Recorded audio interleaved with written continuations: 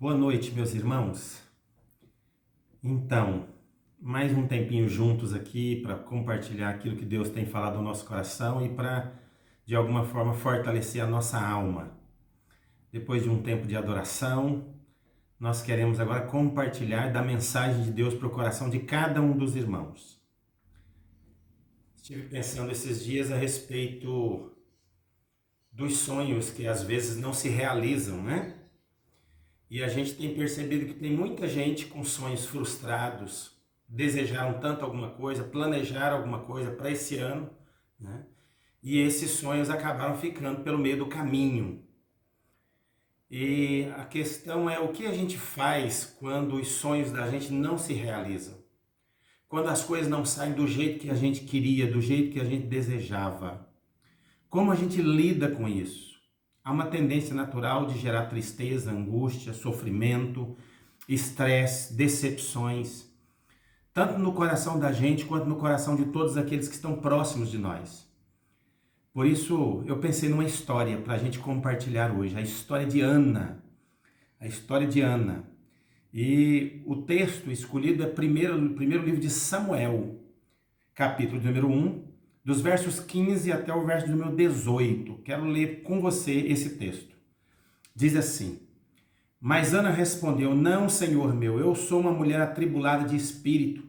Não bebi vinho, nem bebida forte, porém derramei a minha alma perante o Senhor. Não tenhas, pois, a tua serva por filha de Belial, porque da multidão dos meus cuidados e do meu desgosto tenho falado até agora. Então lhe respondeu Eli: Vai-te em paz, e o Deus de Israel te conceda a petição que lhe fizeste. Ao que disse ela: Ache a tua serva graça aos teus olhos. Assim a mulher se foi o seu caminho e comeu, e já não era triste seu semblante. Já não era triste o seu semblante. Vejam só que uma mulher chega no templo angustiada porque não podia ter filhos, vem adorar ao Senhor apesar de tudo isso, derrama sua alma perante o Senhor em oração. O sacerdote vê que ela está orando por tempo demais, o sacerdote Eli, e acha que ela está embriagada, inclusive. E ela diz: Não, eu não estou embriagada, eu estou derramando a minha alma perante o Senhor, minha alma está angustiada, eu tenho sofrido, e por isso eu estou buscando meu Deus. E o sacerdote então a abençoa, ela vai embora, e o texto diz que o seu semblante já não era mais o mesmo. Já havia melhorado. O seu coração já havia aliviado de todo aquele peso, de toda aquela decepção, de toda aquela angústia, de tantos anos desejando filhos e não tendo filhos. A história de Ana, irmãos, tem muitos ensinamentos importantes para nós. Para esses momentos em que a gente se sente meio que decepcionado por alguma coisa que a gente planejou e não deu certo. Isso pode acontecer na minha, na sua família, de forma constante, ao longo da nossa história. E a gente precisa aprender a lidar com essas coisas. Quais são os ensinamentos da história de Ana que tem que ficar para nós? O primeiro deles é não desanimar-se em relação a ir para a casa de Deus. Às vezes, no meio das crises, das angústias, a gente vai perdendo o pique espiritual, perdendo o ânimo espiritual, o ânimo da fé. E ao perder o ânimo da fé, a gente começa a ir menos à igreja. Já não vai tanto mais na mesma proporção que íamos antes. A Bíblia diz que Ana subia constantemente à casa do Senhor. E nesse momento de angústia, de sofrimento, nós a vemos na casa do Senhor, de joelhos, clamando a Deus. E clamando por longas horas, inclusive. A Bíblia diz que nós não devemos deixar a nossa congregação, como é costume de alguns, Hebreus 10, 25. Antes façamos admoestações, tanto mais quanto a gente vê que o dia se aproxima. É o que diz lá a carta aos Hebreus. Nós devemos apoiar uns aos outros, exortar uns aos outros, aconselhar uns aos outros a não abandonar a nossa congregação. Nós não estamos podendo ter os cultos presenciais na mesma proporção e da forma como tínhamos antes.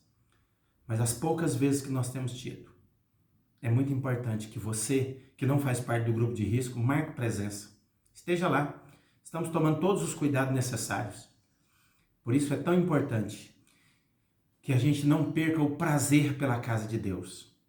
o salmista Davi, há um momento em que ele diz: alegrei-me quando me disseram, vamos à casa do Senhor.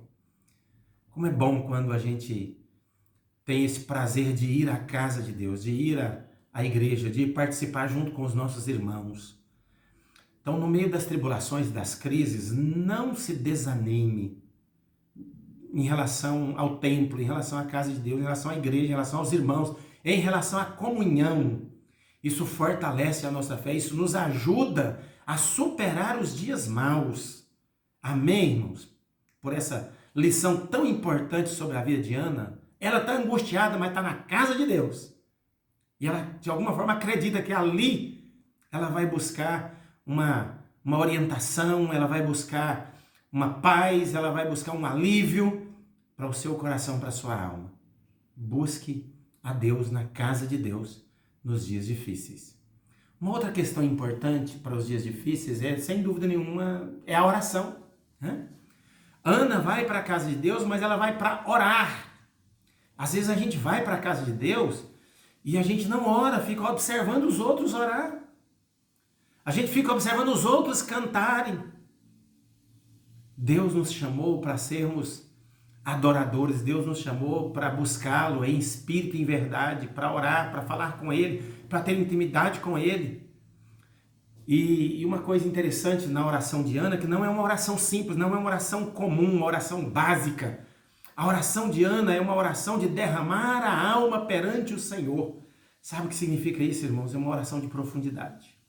É aquele momento que você põe para fora toda angústia, toda tristeza, todo sofrimento, abre o coração, rasga o coração diante de Deus. Em dias maus, irmãos, procure o seu cantinho, se não for na igreja, que seja no seu quarto, como Jesus disse, entra no teu quarto, fecha a tua porta e orarás ao teu Pai que está em secreto, e teu Pai que te vê em secreto te recompensará. Nós precisamos muito dos nossos momentos com Deus, dos nossos momentos solitários, dos nossos momentos de oração. Eu tenho desafiado muitos irmãos nos últimos dias e desafiado a mim mesmo a separar um tempo com Deus, um tempo de oração, um tempo de meditação na palavra. Deus transforma a nossa vida, Deus transforma o nosso coração, Deus faz milagres na nossa vida, na nossa família, na nossa alma, quando nós separamos um tempo com Ele. Faça o teste e depois você me fala, faça o teste. Separe um tempo disciplinadamente todos os dias para estar com Deus, para ler a palavra, para meditar na palavra, para buscar de Deus aquilo que você tanto deseja para o seu coração, para a sua alma. Ana está fazendo isso, derramando a alma perante o Senhor. E o texto bíblico diz que ela foi, e o seu semblante já não era mais o mesmo. Se você continuar lendo a história de Ana, você vai descobrir que ela havia feito um voto para Deus, um voto com Deus. E no tempo certo, ela recebe uma criança, Deus dá a ela o privilégio de ser mãe. E ela pega lá a sua criança, o seu filho, o Samuel, e ela vem trazê-lo para entregar para o sacerdote Eli, dizendo: olha, esse garoto é para ser dedicado para Deus. Eu fiz um voto com Deus que ele serviria a Deus. E eu estou trazendo ele para dedicar ele a Deus aqui na casa de Deus. Ela vem diante do sacerdote para cumprir o voto que ela havia feito. Irmãos, a Bíblia diz que é melhor que não votar. Melhor não fazer um voto. Melhor que não votes do que votes e não cumpras. É assim que a Bíblia diz. Mas quando fizeres a Deus algum voto, não tardes em cumpri-lo, diz o livro de Eclesiastes. Então, uma outra questão muito importante quando nós tivermos decepções, às vezes é fazer um voto, né? Muita gente acha, mas pastor, eu posso fazer votos com Deus, compromissos, pactos com Ele? Pode, irmão. Não tem nada de errado. O que não pode é fazer e não cumprir. A Ana cumpriu o seu voto. Às vezes, no meio das tribulações, das angústias, a gente diz: Senhor, se o Senhor me livrar disso, se o Senhor mudar a minha história, se o Senhor mudar a minha sorte, se o Senhor transformar essa situação, eu vou fazer isso para o Senhor, eu vou dedicar a minha vida para o Senhor, eu vou ser mais fiel ao Senhor nessa área, naquela. E a gente faz tanto compromisso às vezes, são votos. E depois que passa tudo, quando a bênção de Deus chega à sua vida, você cumpre os votos? Essa é uma questão. Ana cumpriu o voto dela. Então vamos relembrar, e Ana vai para a casa de Deus mesmo nos dias maus. Ana tem prática de oração e oração fervorosa, de derramar a alma perante Deus. Ana faz voto, mas Ana cumpre os votos. Assume os compromissos que você fez diante de Deus. Não há nada de errado em fazer, mas tem que fazer e tem que cumprir.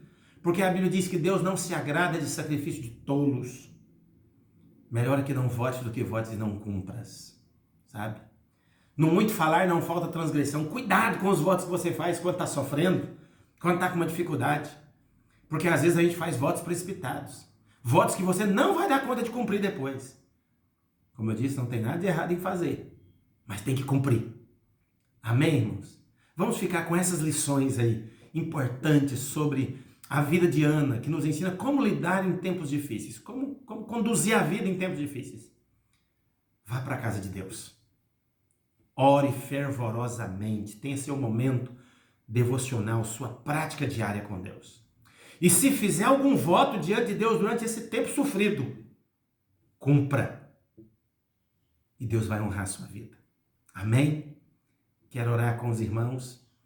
Que Deus abençoe todos os casais. E de uma forma especial, né? Aqueles que, mesmo depois de tantos anos casados, ainda namoram. Ainda se consideram como casal de namorados. Que Deus abençoe muito a vida de todos vocês nesse dia dos namorados que nós passamos aí, né? Muito obrigado pela forma como carinhosamente cada um dos irmãos tem sido fiéis em participar desses momentos de culto, tanto presencial como não presencial. Sei que Deus tem abençoado e tem honrado a sua vida e vai honrar a sua família. Vamos orar? Apresente um pedido, uma situação diante de Deus agora. Senhor, meu Deus e meu Pai, o Senhor conhece o coração desse teu filho, dessa tua filha, e eu quero pedir a graça, a misericórdia, a bênção, o milagre do Senhor sobre a vida desse irmão, dessa irmã, dessa família, meu Pai. Abençoa os teus filhos agora. Nós te clamamos em nome e para a glória de Jesus. Que o milagre, que a bênção do Senhor, como o Senhor fez com Ana, que o Senhor faça no coração desse irmão, dessa irmã. Tira toda tristeza, toda angústia, todo sofrimento. Em nome de Jesus, faz uma obra nesse coração. Em nome de Jesus. Amém e amém. Que Deus os abençoe em nome de Jesus, irmãos. Fica na bênção, você, sua família e todos aqueles que estão nos assistindo nesse momento. Amém.